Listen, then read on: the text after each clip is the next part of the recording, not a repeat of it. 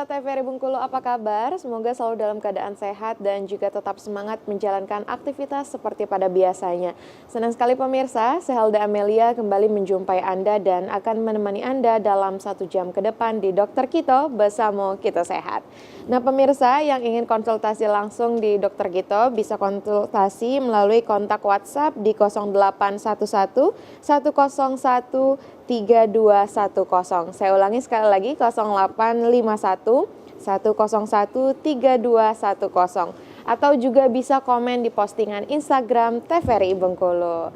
Nah pemirsa, hari ini kita akan membahas terkait dengan penyakit jantung bawaan bersama dengan Dr. Beni TM Togatorup, SPJK, spesialis jantung dan juga pembuluh darah. Kita sapa terlebih dahulu. Halo Dr. Beni. Halo. Apa kabar dokter? Sehat, baik. Sehat ya. Di sela-sela kesibukan juga masih menyempatkan hadir ya dokter ya. Oke, selanjutnya juga ada Dokter Lisda hari ini yang akan membantu saya ngobrol-ngobrol bersama dengan Dokter Beni. Dokter Lisda apa kabar? Baik Helda. Sehat ya. Semangat ya dokter ya? Tetap semangat. Tetap semangat. Nah kalau kita kembali ke Dokter Beni, ini tema kita kan hari ini terkait dengan penyakit jantung bawaan. Boleh dijelaskan terlebih dahulu dokter terkait dengan penyakit jantung bawaan ini seperti apa? Kita temanya hipertensi heart disease ya. Oh ya, hipertensi. Oke, baik, hipertensi heart ya. disease. Ya, penyakit jantung hipertensi. Iya, boleh dijelaskan terkait penyakit itu? Iya. Terima kasih buat kesempatannya. Penyakit jantung hipertensi ya, dan hipertensi itu sendiri masih merupakan masalah di Indonesia dan di seluruh dunia ya. Di dunia itu 4 dari 10 orang itu darah tinggi. Dan berdasarkan riset di Indonesia, riset nasional itu 3 dari 10 orang Indonesia itu darah tinggi. Jadi kalau ada 3 orang itu pasti 1 darah tinggi. Dan darah tinggi ini ke depannya bisa menimbulkan berbagai macam komplikasi. Ya, yang pertama memang bisa menimbulkan penyakit jantung hipertensi ya, seperti misalnya nanti jantungnya jadi bengkak.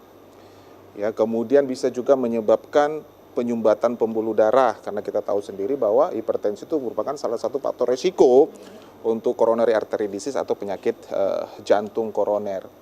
Yang kemudian bisa menimbulkan stroke. Ya. Kemudian juga bisa menimbulkan penyakit ginjal ya, pasien bisa jatuh ke dalam kondisi gagal ginjal yang akhirnya menyebabkan pasien jatuh ke dalam kondisi cuci darah atau hemodialisa. Dan salah satu penyebab terbesar daripada pasien-pasien itu jatuh ke kondisi gagal ginjal adalah hipertensi.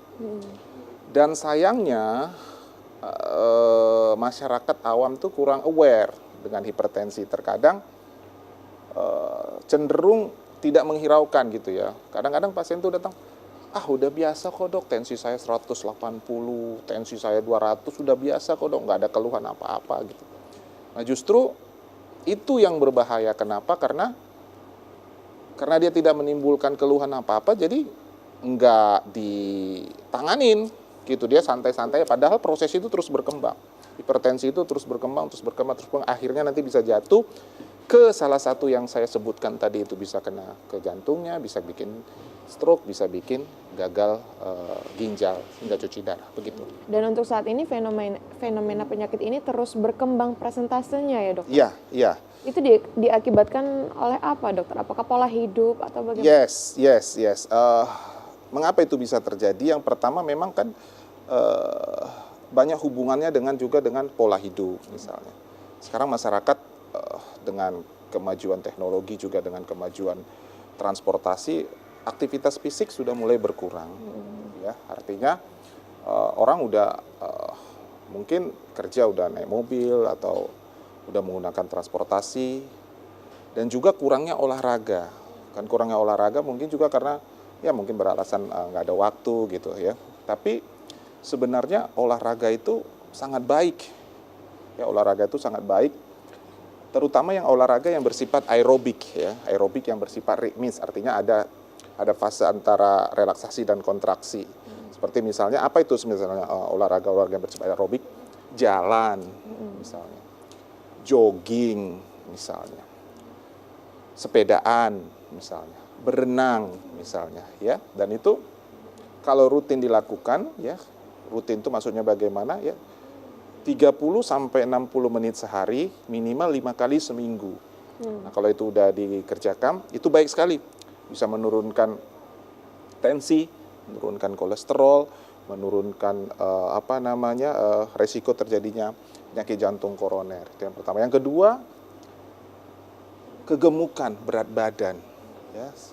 Dan ini juga menjadi masalah, terutama juga di negara-negara maju dan negara-negara berkembang, karena banyak sekali yang kegemukan saat ini, dan itu merupakan salah satu faktor risiko juga untuk terjadinya hipertensi, apalagi dengan mereka yang gemuknya itu nggak proporsional gitu, misalnya Sudah berlebihan ya, Dok? ya, dan perutnya yang Buncit yang ya? buncit gitu. Nah, itu lebih meningkatkan risiko terjadinya hipertensi pada pasien-pasien ini. Baik, semakin menarik ya Dokter Lisda ya hari ini. Boleh dokter langsung kita kembali ke materi yang akan dipaparkan.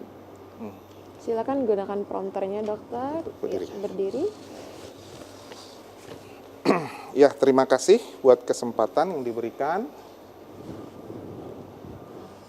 Ya, topiknya penyakit jantung hipertensi ya.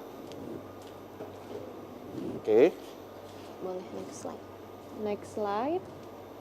Nah, ini yang saya katakan tadi. Ya, 4 dari 10 orang dewasa itu menderita hipertensi di dunia, ya. Nah, di Indonesia sendiri 3 dari 10 orang itu darah tinggi. Udah ada surveinya, ya, Riskesdas ya. Jadi kalau misalnya ada 3 orang di sini, ini 3 orang nih kita misalnya nih, 1 orang nih darah tinggi. Dan itu merupakan suatu hal yang harus kita tangani ya.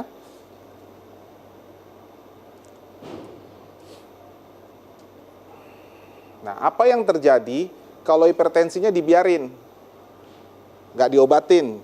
Apa yang terjadi? Yang pertama memang penyakit jantung iskemik, serangan jantung, penyakit jantung koroner, ya, yang kalau orang bilang dirawat karena serangan jantung, kemudian harus pasang cincin, begitu kan ya? Kemudian bisa bikin stroke. Ya, salah satu resiko terbesar daripada stroke itu adalah darah tinggi ataupun hipertensi. Kemudian juga adalah stroke iskemik, kalau ini stroke hemoragik, dan stroke iskemik, stroke oleh karena penyumbatan, ya. Nah, apa itu hipertensi? Hiper artinya tinggi, tensi artinya tekanan pembuluh darah. Jadi hipertensi itu tekanan pembuluh darah yang tinggi dibandingkan dengan normal. Yaitu apa? Kalau sistoliknya lebih besar sama dengan 140 mm Hg dan diastolik itu 90 mm Hg. Jadi kalau kita misalnya berobat di tensi, berapa tensinya Bu? Gitu kan, 120 per 80. Kalau 120-nya itu adalah sistoliknya, 80 itu adalah diastoliknya. Jadi kalau dibilang 120 per 80, sistoliknya 120, diastoliknya 80. Jadi kalau hipertensi, kalau tekanannya melebihi daripada atau sama dengan 140 ataupun diastoliknya lebih besar sama dengan 90. Jadi kalau dibilang tensinya berapa nih? Oh, tensi ibu 150 per 80. Apakah itu darah tinggi? Yes, darah tinggi. Artinya salah satu aja ini memenuhi kriteria ini sudah kita bilang darah tinggi. Kita sebut darah tinggi. Misalnya tensinya berapa nih? 140 per 95. Udah darah tinggi belum? Sudah. Ya, karena sudah tekanan diastoliknya lebih besar sama dengan di atas 90 mm Hg. Artinya ada yang bertambah ya dokter Ya. ya, dari sistolik maupun diastolik. Ya, salah satu aja kriteria ini sudah memenuhi, sudah kita katakan dia itu darah tinggi. Oke, bagaimana gejalanya? Apa sih gejala-gejala orang yang darah tinggi itu? Bisa sakit kepala berat, ya. Kemudian bingung, mudah lelah. Bisa dia mimisan atau tengkuknya terasa berat. Paling seringnya tengkuk, ya aduh dok, kan pasien udah tahu tuh, aduh agak-agak sini mungkin tensi saya tinggi dok katanya. Kalau habis makan daging gitu ya. Ya, tiba-tiba aduh, Barengan gitu ya. kena nih katanya. Kemudian sakit dada ya, sulit bernapas, dada berdebar, ya. Ini darah dalam kencing bisa, tapi ini jarang ya. Pandangan kabur atau berkunang, ini juga sering nih pandangan kabur berkunang. Kalau tensinya tiba-tiba tinggi bikin pandangan kabur ataupun berkunang. Ya. Oke, baik dokter, sebelum kita lanjutkan ke klasifikasinya, boleh duduk terlebih dahulu dokter. Kita harus jeda terlebih dahulu. Nah, semakin menarik ya pemirsa, jangan kemana-mana, tetap saksikan Dokter Kito bersama Kita Sehat.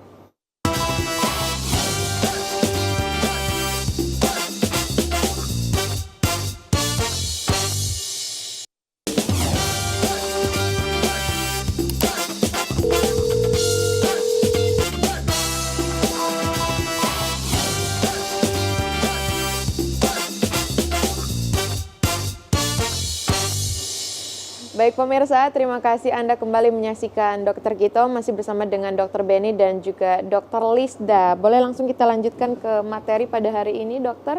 Boleh silakan ambil prompternya lewat situ ya dokter ya, biar kelihatan lebih jelas gitu. Sebelah sini. Nah, iya.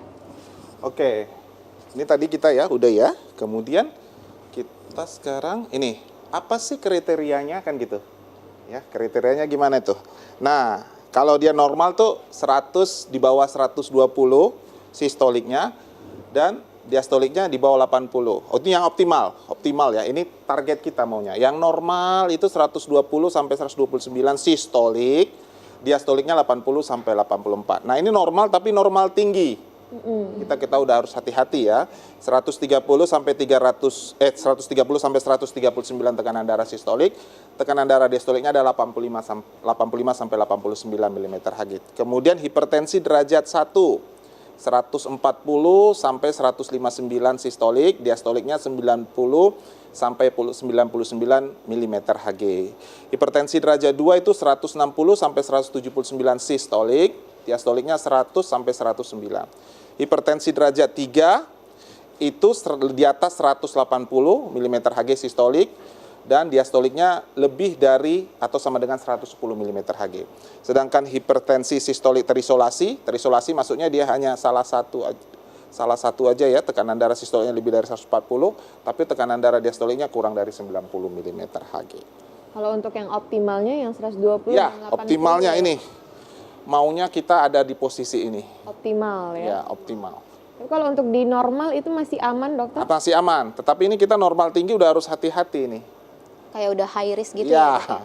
kita udah harus hati-hati nih. Udah perlu ambil ancang-ancang pencegahan supaya tidak jatuh ke kondisi hipertensinya. Artinya untuk pengecekan hipertensi ini juga bagus dilakukan walaupun kita tidak sedang dalam kondisi sakit ya dokter ya? Yes. Nanti di sini juga. Nah, nih apa yang harus kita lakukan nih? Misalnya kan ya, kalau deteksi hipertensi, kalau tekanan darahnya optimal nih, bolehlah ukuran tekanan darahnya setiap 5 tahun. Ya, misalnya, tapi kan nggak mungkin lah ya, paling kita berobat pasti sakit apa pasti ditensi ya. Pasti dicek ya dokter Pasti ya? dicek ya. Nah, kalau tekanan darah normal nih 120 sampai 129 sistolik, diastoliknya 80 sampai 84, ukur tekanan darah setiap 3 tahun ya. Kalau tekanan darah normal tinggi, nah ukur tekanan darah setiap tahun, ataupun kita harus pikirkan hipertensi terselubung. Apa artinya hipertensi terselubung itu? Ya artinya gini, waktu datang di klinik tuh tekanan darahnya bagus, tapi sebenarnya di rumah dia punya tekanan darah tinggi. Jadi terselubung dia, nggak ketahuan. Waktu datang ke poli, bagus. Tapi sebenarnya di rumah dia punya ada darah tinggi. Jadi perlu kita lakukan ini nih, pengukuran tekanan darah di luar klinik dengan ABPM ataupun HBPM. Ya. Kemudian kalau tekanan darah udah hipertensi di atas 140/90, ya. Nah, kontrol ulang ukur tekanan darah di klinik. Artinya kita harus lakukan,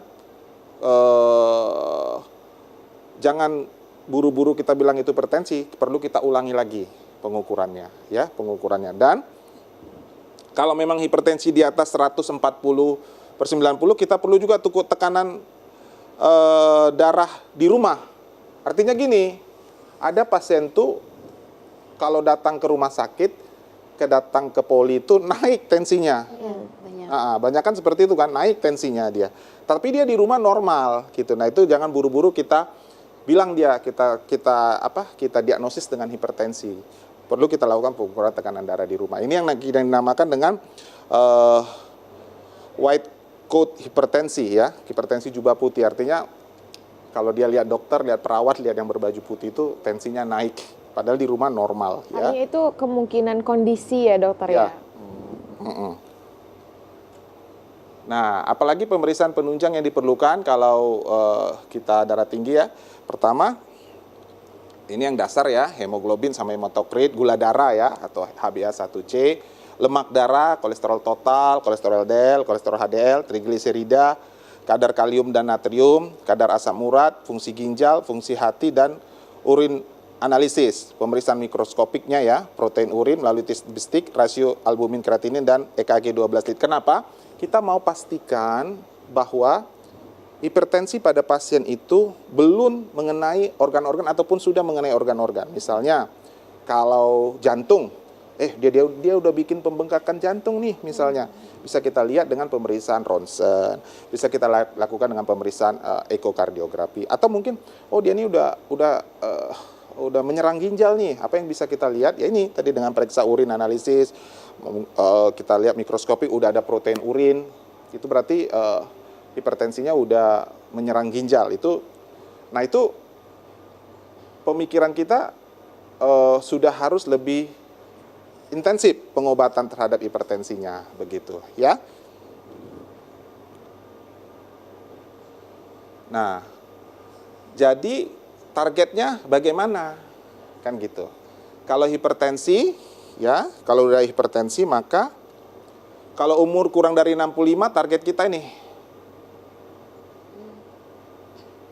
Itu sudah normalnya di umur 65 tahun ya dokter ya? Di bawah 65 tahun target yang idealnya itu ya ini nih. Jadi kalau kita misalnya pasiennya dengan hipertensi, kemudian umurnya di bawah 65, target pencapaian kita ya ini. Kita harus bisa buat si pasien di dalam kondisi ini. Ya, kalau umur 65 tahun 130 sampai 139 ya.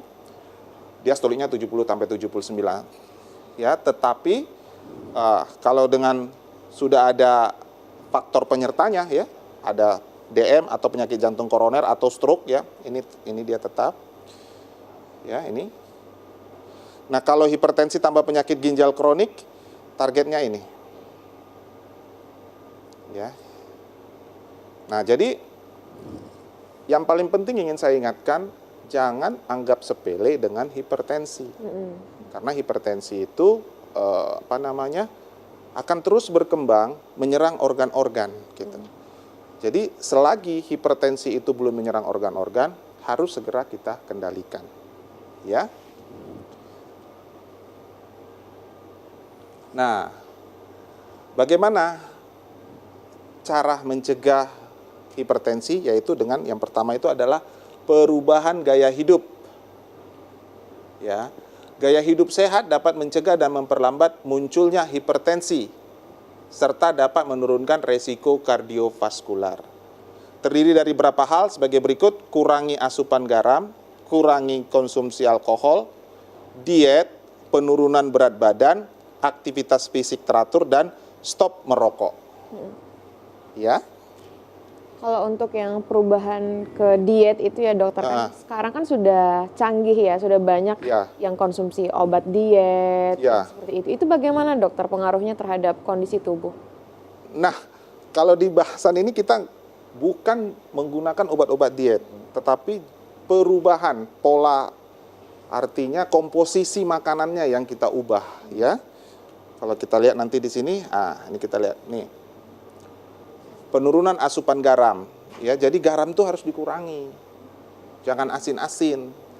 Kalau kita orang Sumatera ini maunya asin. Asin terus. Iya, kalau nggak asin kurang rasa ya, nggak enak. Kurang enak katanya. Iya. Ya. Ya kan? Benar kan? Betul. Mengurangi konsumsi atau 1 sendok teh katanya ya. Sehari itu, jangan lebih dari itu ya. Banyak ya 1 sendok teh ya? Biasanya pasti Ya, bakal banyak. lebih sih. Biasanya bakal lebih. Oke, itu ya. Kemudian alkohol. Alkohol juga ini bisa menimbulkan hipertensi ya, tapi dibatasi. Tapi ini dari penelitian di luar ya, Itu dibatasi sampai 8 unit per minggu. 14 unit pada pria dan 8 unit per minggu pada wanita. 1 unit setara dengan 125 ml wine atau 250 ml bir. Tapi penelitian di luar ya ini ya. Penelitian di luar ya. Kalau Ya. di Indonesia kayaknya nggak usah deh, Udahlah, mending stop nggak aja usah. lah. Nggak usah. Aja biar aman ya dok. Iya, Ya. kalau di biar luar aman. kan orang itu udah terbiasa dengan alkohol. Kalau kita mah nggak usah Nggak minum usah. alkohol lah. Udah. Hindari ya Iya, dokter ya, hindari kalau bisa alkohol. hindari. Nah, perubahan diet ya, nih. Pasien hipertensi perlu mengkonsumsi makanan sehat seimbang yang terdiri dari sayur, kacang polong, buah segar, produk rendah lemak, gandum, ikan, dan asam lemak tidak tersaturasi terutama olive oil, serta sedikit konsumsi daging merah dan asam lemak tersaturasi, ya. Nah, ini yang disebut dengan Mediterranean diet, ya, kecuali dengan Mediterranean termasuk alkohol. Kalau kita kan enggak, kan ya di Indonesia ya ini. Jadi ini perubahan diet. Jadi kurangilah makan makanan yang daging merah itu. Ya, daging merah itu seperti misalnya daging sapi, daging kambing, gitu kan ya. Baik dokter, sebelum kita lanjutkan kita harus jeda terlebih Yes. dahulu. Pemirsa jangan kemana-mana, tetap saksikan Dokter Kito bersama Kito Sehat.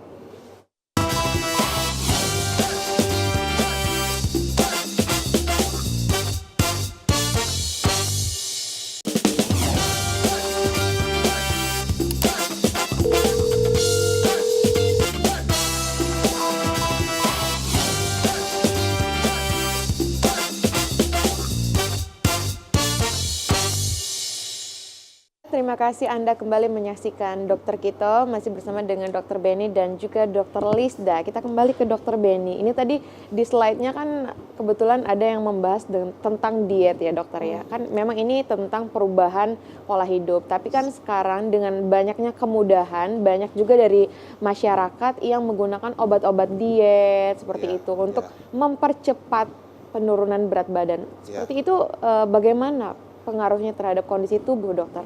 Apakah baik ataukah ada efek samping yang lain atau bagaimana? Ya, seperti yang sudah saya sampaikan tadi di slide itu tadi ya, di slide yang di belakang.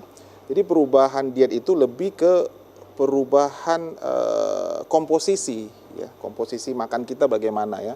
Kita harus lebih banyak porsi buah dan sayuran ya. Porsi daging-daging merah itu harus kita kurangi begitu. Nah, kalau di slide tadi kan tidak ada dianjurkan untuk obat-obatan diet ya. Dan sebenarnya kita di Indonesia ini kaya sekali dengan sayur-sayuran, dengan buah-buahan. Kan bahkan buah-buah tropis kita udah terkenal tuh, bahkan sampai ke luar negeri dicariin orang gitu. Nah, harusnya kita di Indonesia ini bisa hidup sehat ya, karena sayuran banyak, sayuran hijau kita banyak, macam-macam itu.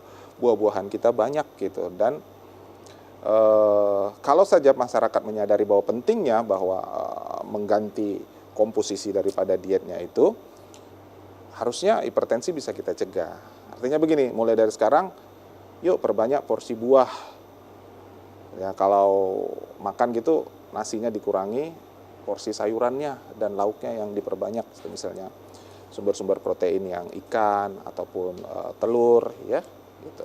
Artinya tidak dianjurkan untuk mengkonsumsi obat diet seperti itu ya dokter ya? Yes.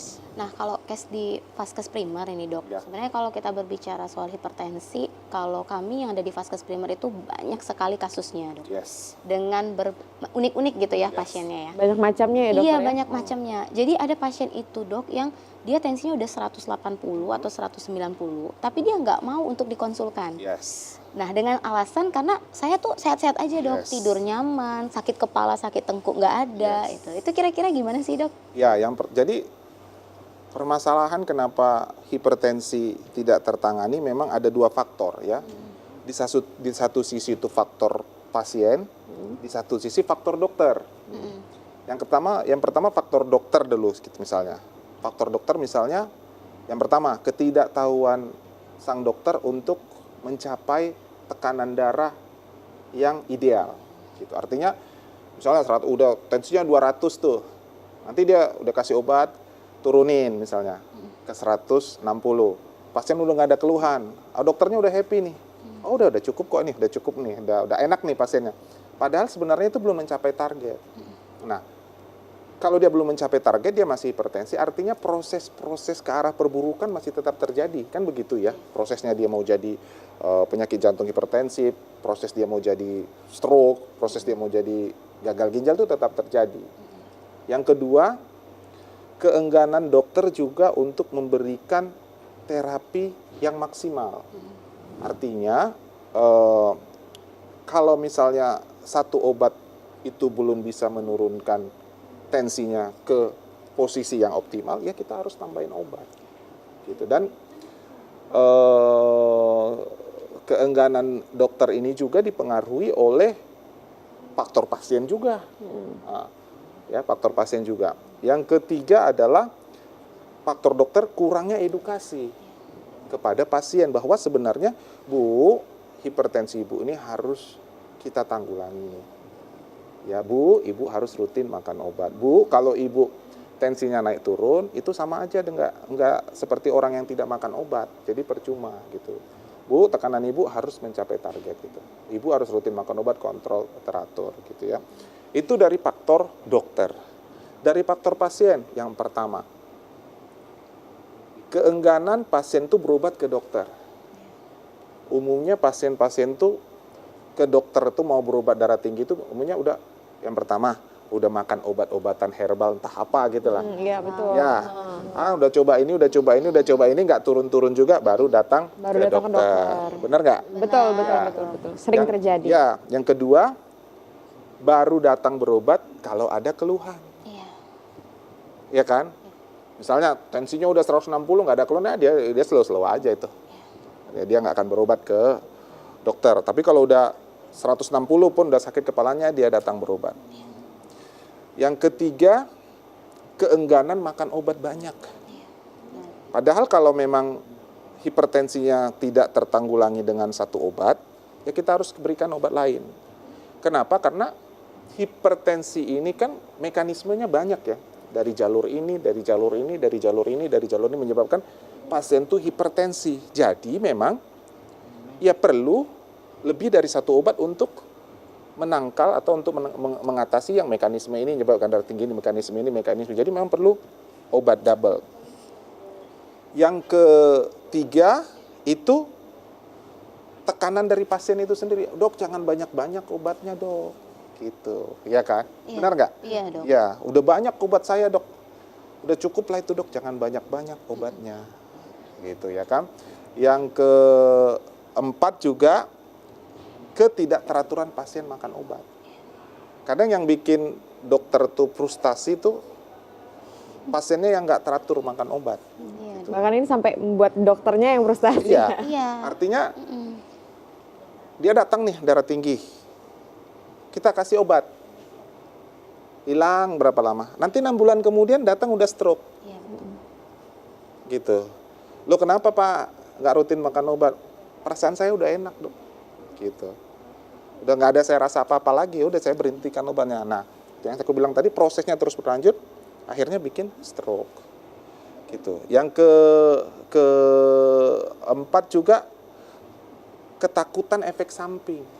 Betul. Kan gitu kan ya? Iya, iya. Efek samping. Dok, nanti kayak mana, Dok, ginjal saya? Nah, iya. Rusak. Karena banyak konsumsi obat. Iya. tadi kan, Iya. dokter, ya. Iya, rusak, Dok, nanti ginjal Betul, saya, betul, Dok. betul. Saya bilang, yang bilang itu siapa, Pak? Dia bilang, itu ada tetangga, ada teman. Dokter nggak, Pak, yang bilang? Enggak, katanya, jangan percaya. Percaya apa yang dibilang dokter. Jadi saya selalu bilang justru hipertensi yang tidak ditanggulangi, hipertensi yang tidak terkontrol itulah yang menyebabkan orang atau pasien jatuh ke kondisi gagal ginjal yang akhirnya menyebabkan cuci darah. Kan itu tadi seperti yang sudah kita sampaikan tadi. Itu jadi dari segi dokternya pun memang harus kasih edukasi yang benar. Enggak, Pak, enggak. Obat ini enggak ada menimbulkan efek samping kepada ginjal. Justru kalau Bapak atau Ibu tidak rutin makan obat, itu yang membuat Ibu nanti kena ginjal. Begitu. Artinya ini pengedukasiannya Yes. juga ya, Ya, dokter ya, ya. ya. Iya, karena memang biasanya pasien itu, Dok, kalau kita mau ngasih double kombinasi obat hipertensi, itu langsung antipati karena katanya Yes. nanti ginjal saya bakal Iya, rusak, Dok. iya. Terus juga pertanyaan pasien itu selalu sampai kapan sih, Dok, minum obatnya? Nah, Apakah 1 tahun, apakah 5 tahun? Seperti itu biasanya, Dok, pertanyaan pasien yang dijumpai. Nah, begini. Jadi kalau misalnya ya tensinya itu nggak terlalu tinggi kan ya.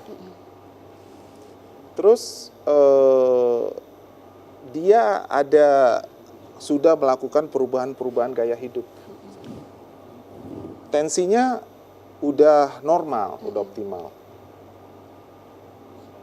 Kalau dia obat-obatannya hanya satu, mungkin boleh kita coba hentikan gitu, sambil kita evaluasi gitu ya. Apakah dengan perubahan gaya hidupnya aja mampu untuk mengendalikan tensinya gitu. Tapi misalnya setelah kita pantau sebulan 2 bulan, tensinya naik lagi. Sementara gaya hidupnya udah benar.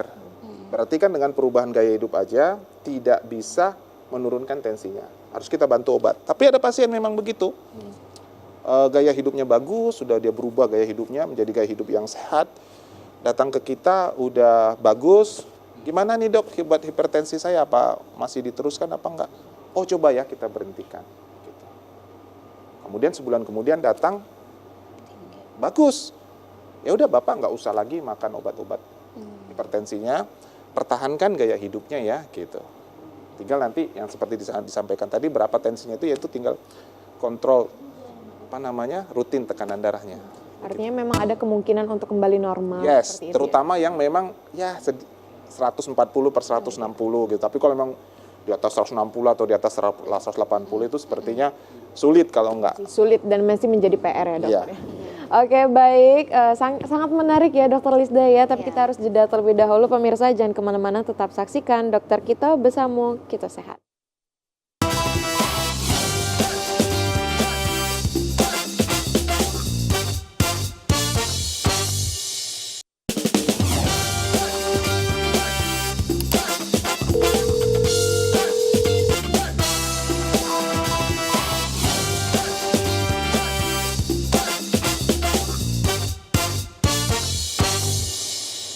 Baik pemirsa, terima kasih Anda kembali menyaksikan Dokter Kito. Masih bersama dengan Dokter Beni dan juga Dokter Lisda. Kita kembali ke Dokter Beni untuk kembali memaparkan materi ini. Karena tadi belum selesai ya dokter ya materinya ya. Tapi karena sangat menarik ya Helda Sangat ya. menarik, jadi kita potong dulu untuk Punya ngobrol banyak ya. pertanyaan. Gitu. Ya. Ini katanya dengan perubahan diet aja pun ya, kita ngatur diet, resiko penyakit jantung itu turun sampai 30%. Resiko stroke turun sampai 40%. Hanya dengan kita perlu melakukan perubahan diet ya. Nah, ini obat-obatannya ya. Obat-obatan, makanannya ya yang perlu kita daging tuh dikit-dikit aja makannya. Nih. Ya kan, Paling ya? atas dan sedikit ya dokter Dikit. ya. Yang paling banyak tuh yang ini tuh maunya. Sayur dan buah. Tuh lihat. Kan di Indonesia banyak ini. Semuanya ada di Indonesia nih. Iya kan? Iya. Buah-buah kita Indonesia kaya akan buah. Lebih melimpah. Ya, harusnya orang Indonesia sehat semua ya. Harusnya ya dokter Iya, ya. Tapi yang enaknya tuh yang di atas kayak rendang Iya, gitu. yang atasnya lebih enak tuh dokter. Apalagi di santan Iya. gitu-gitu ya. Nah, ini katanya be physically active ya. Tuh. Nah, ini sekarang penurunan berat badan. Jadi kalau berat badannya meningkat, ya, meningkatkan risiko hipertensi. Ya, itu kalau mempertahankan berat badan ideal itu menurunkan tekanan darah. Ya, idealnya pada mereka yang di bawah 60 tahun indeks massa tubuhnya itu 20 sampai 25 kilogram per meter persegi.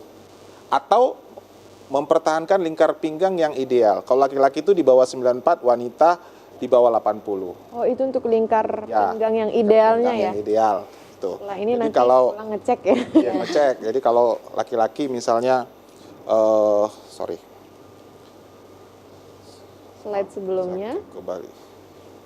Nah, oke. Jadi misalnya ini kalau laki-laki di bawah 94, wanita di bawah 80. Jadi nanti silakan ukur lingkar pinggangnya masing-masing. Kalau wanita atau ibu-ibu kayaknya sering ini ngukur lingkar pinggang, kan mereka sering jahitin baju, beli baju atau apa pasti sering ngukur. Dokter Lisda bagaimana, aman dokter Lisda? Dan masalahnya sering lebih juga kadang dok. Ini sering lebih nih dokter.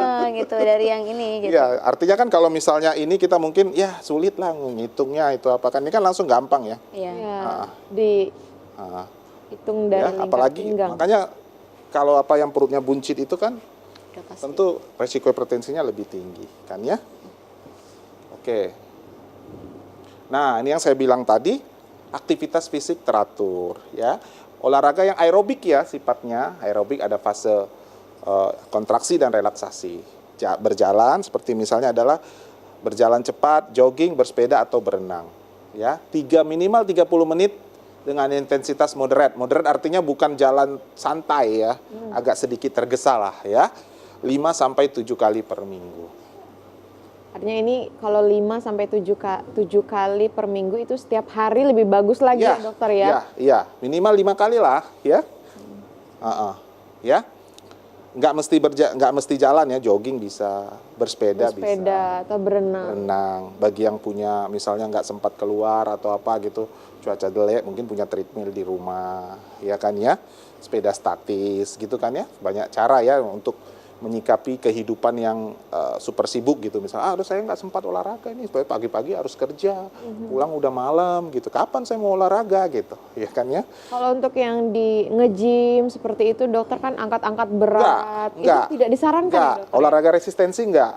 Tapi kalau kita pergi nge-gym, treadmill, oh it's okay.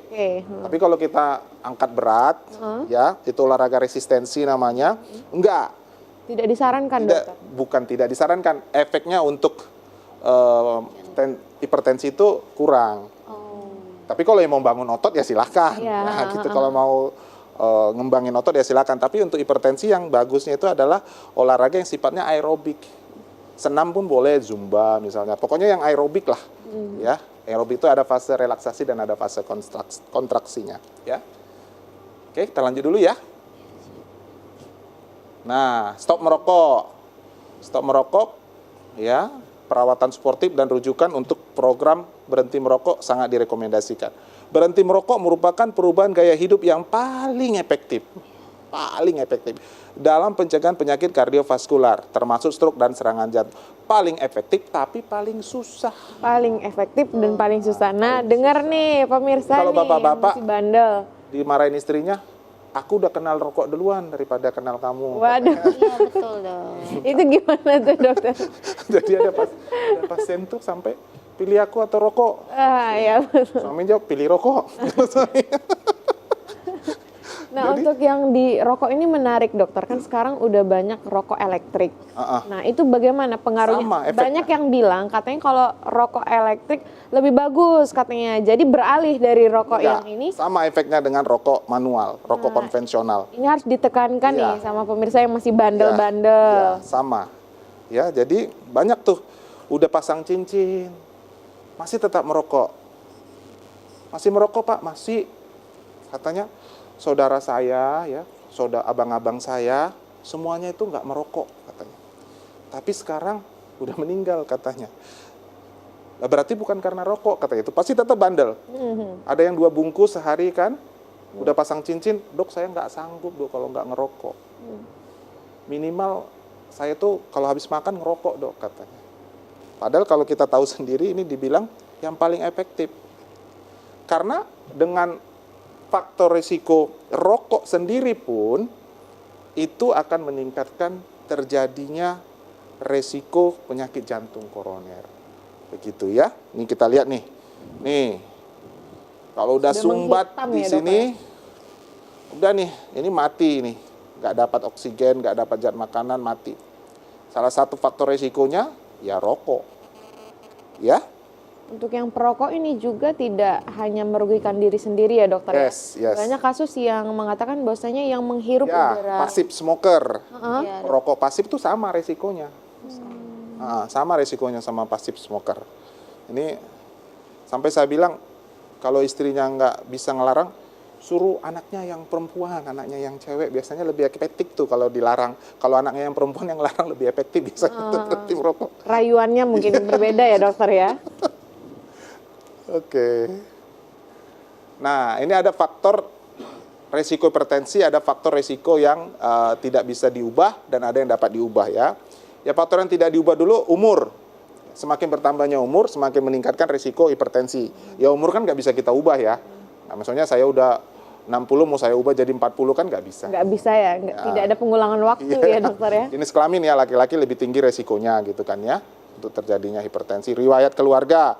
Nah, kalau memang riwayat keluarganya bapak, ibunya menderita hipertensi, tentu si anaknya punya resiko yang lebih besar untuk terkena hipertensi. Ya. Tetapi ini ada faktor-faktor resiko yang dapat diubah. Nah, ranah kita ini nih, mainan kita di sini tuh ceritanya ya. Merokok, berhentilah merokok. Memang simpel ya, udah berhenti merokok, tapi bagi pasien sulit ini. Kemudian pola makan, ya. Ini kurang makan buah dan sayur, itu ya, harus kita ubah. Harus banyak makan buah dan sayur. Konsumsi garam berlebih ya, jangan berlebih lah, tadi sudah dijelaskan. Konsumsi alkohol berlebih ya, jangan, kalau bisa ya nggak usah minum alkohol, ya. Berat badan berlebih tadi udah kita jelaskan, ya kan ya, itu semakin meningkatkan risiko terjadinya hipertensi, ya minimal tadi ya lingkar pinggang tadi ya menjadi patokan kita, ya. Kemudian kurang aktivitas fisik, harus berolahraga ya, ini gangguan kolesterol dan juga stres. Stres itu meningkatkan hipertensi, kayaknya nggak usah perlu diterangkan, pokoknya orang udah stres pasti tensinya naik lah. Tensinya naik ya dokter ya. Baik dokter, sebelum kita lanjutkan kita harus jeda terlebih dahulu. Pemirsa, jangan kemana-mana, tetap saksikan Dokter Kito, bersama kita sehat.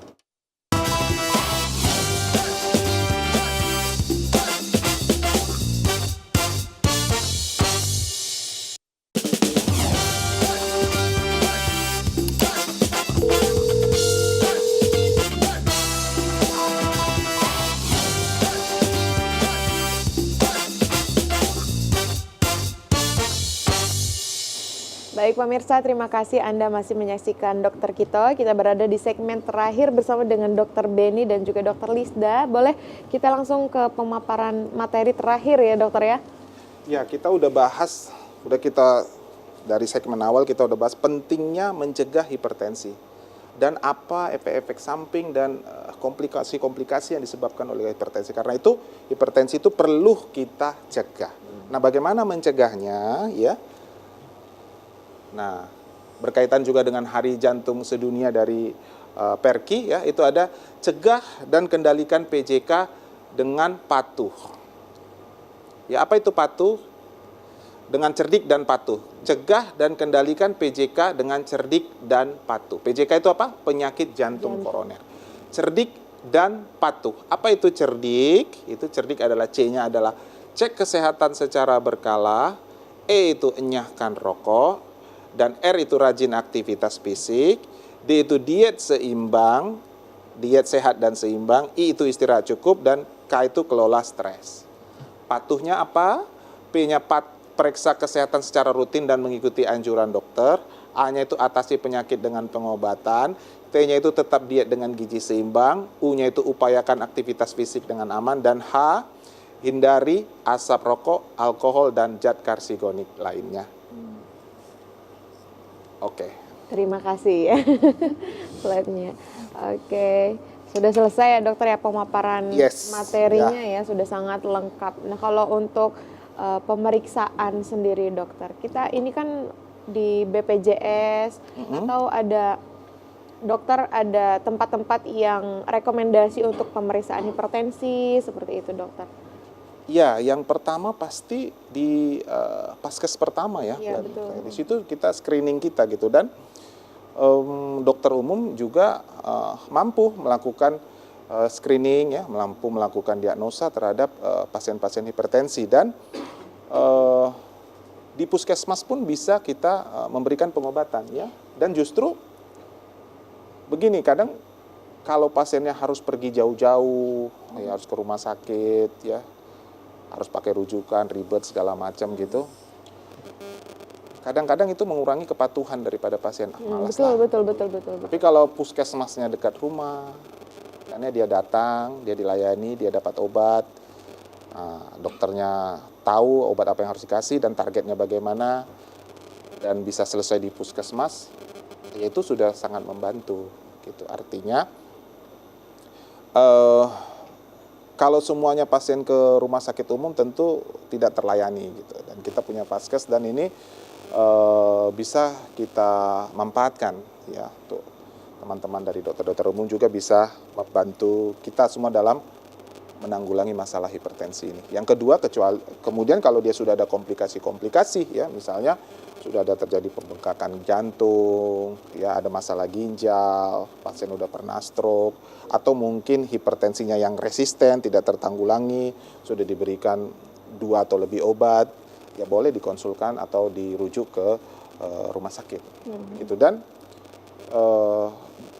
jaminan kesehatan nasional kita gitu itu sudah cukup membantu, obat-obatan cukup lengkap ya di puskesmas atau di paskes pertama, begitupun juga di rumah sakit. Tapi itu tentunya mungkin banyak juga pertanyaan dari pemirsa di rumah terkait dengan biaya, mungkin kan cukup mahal. Itu masih tetap bisa ditanggung dengan BPJS, dokter? Iya. Yang walaupun sudah komplikasi seperti itu? Iya. Iya. Masih tetap bisa Masih, ya dokter ya? masih. Nah, jangan takut untuk periksa ya pemirsa Ya. di rumah ya, Ya. masih bisa ditanggung dengan BPJS. Mungkin dari dokter Beni, pesannya kepada pemirsa di rumah agar kita bisa mengurangi indeks kenaikan dari penyakit hipertensi yang ada di Yes. Indonesia ini seperti apa? Yang pertama kepada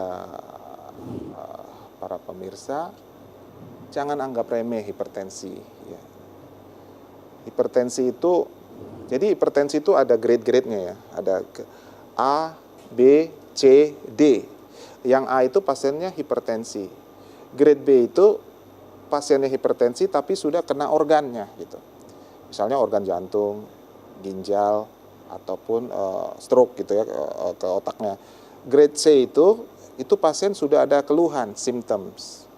Yang grade D itu pasien sudah harus dirawat di rumah sakit gitu. Jadi kita maunya pasien itu tetap di grade A. Jangan tambah berat ke grade B, ke grade C, ke grade D. Kita maunya tetap di grade A. Dia hanya punya hipertensi tapi belum punya kelainan apa-apa. Nah, bisa kita tanggulangi segera gitu, supaya dia nggak jatuh ke grade B, grade C, grade D gitu. Dan kalau tidak ditanggulangi ya, hipertensi itu akan berkembang terus. Akan menimbulkan komplikasi. Jadi sekalipun tidak ada gejala, hipertensi itu harus diobati.